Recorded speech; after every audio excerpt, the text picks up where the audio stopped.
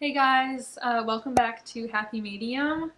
I know I haven't filmed a video in a few months. I feel like I was kind of getting discouraged, feeling like I wasn't really reaching enough people or helping enough people. But then I started looking back on some of the direct messages and comments that I received, and I feel like I have helped, at least a few people.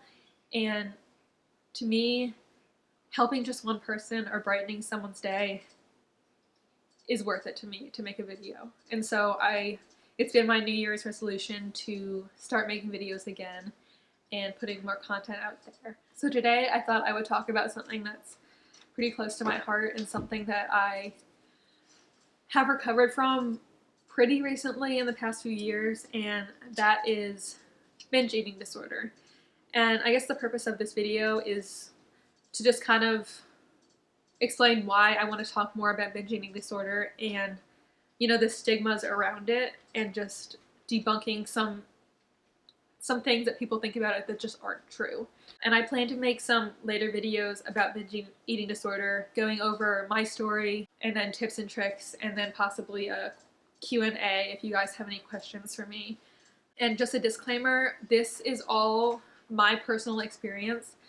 I think every single eating disorder is unique and different in its own way, and if you have had a different experience and would like to post a comment and share what you went through, then I would love to hear that and learn from you. But this, again, is just my personal experience. So as someone who's recovered from both anorexia and binge eating disorder, I personally feel like there was a lot more support when I was recovering from anorexia as opposed to binge eating disorder. And I feel like there's a few reasons for that I want to go over. And the first one, I think, is that anorexia is more obvious from a physical standpoint. Like, you can kind of tell when someone looks malnourished. And also you can tell when someone is not eating in front of you. And I feel like, as someone who previously struggled from anorexia, I felt like I was more, in the moment, I was more proud of it because I thought I had so much self-control. I thought I was so healthy. I was proud to be thinner than everyone else. Like, I thought that was such an accomplishment at that time. And so I think it's a much more obvious disorder as opposed to binge eating disorder, which is more embarrassing. And I would say people with binge eating disorder are not as open with it, and it's something that is looked really down upon. And so that's one reason I feel like it's not obvious to other people around you, and so that's why you may not receive as much help. And second, I think it's a lack of education around binge eating disorder. I think that a lot of people don't see it as an actual disorder. Like, if you were to reach out for help with it, like, oh my gosh, I binged this weekend, I feel so horrible, someone might respond with, oh yeah, I did too. I had so much pizza this weekend with friends and we drank so much. I feel so bad. And it's just not the same thing. Binge eating disorder is not just like eating a lot of pizza with friends or drinking a lot with friends. It's like eating alone in secret. It's stuffing yourself till you feel like you're gonna vomit. It is not an enjoyable experience. And I think a lot of people just don't understand that, and it's hard to talk about it. And so as part of my channel, I just want to, for anyone struggling with binge eating disorder out there, I want them to know that you're not alone. And you have me for support, and that you have so many other people for support. And so I want to make that really known on my channel, that I understand and I want to give as much support to the binge eating disorder community, as well as all eating disorders. So now I kind of just want to go over a few different things that have helped me personally recover from my binge eating disorder. In my personal opinion, no matter what body size you are, do not make it your goal to lose weight. If you lose weight along the process for your own health, and if that's something your doctor has said that you need you to do, then that's great, okay? But if you are trying to recover from binge eating disorder, it should not be your goal to lose weight, because a lot of the times, the reason people fall into binge eating disorder is because they're trying to make drastic changes to their body and trying to lose weight to the point where they're so hungry that they will binge and then they'll be so upset with themselves that they'll restrict, and then they'll binge again, and it's just this vicious cycle. So by having the idea in your head that you want to lose weight, that will only keep the cycle going. So that's tip number one. If you are trying to recover from binge eating disorder, do not make it your goal to lose weight. Make it your goal to get out of the binge restrict cycle.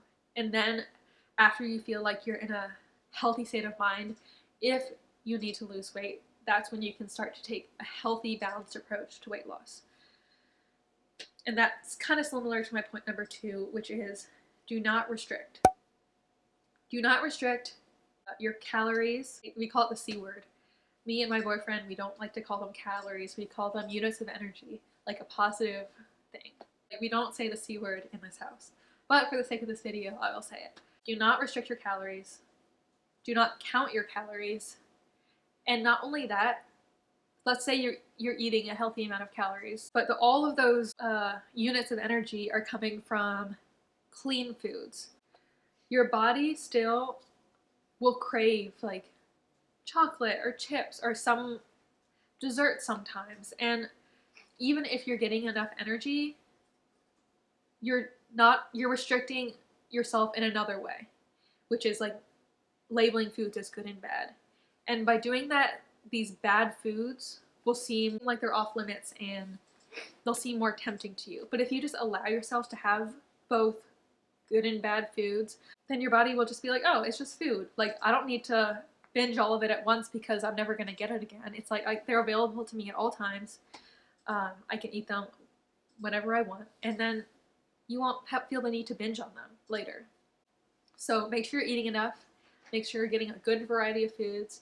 Make sure you're treating yourself with your friends over the holidays. Have a piece of pumpkin pie. Have 5 pieces of pumpkin pie for all I care, as long as it's in a healthy way and not just sitting by yourself and eating it in shame.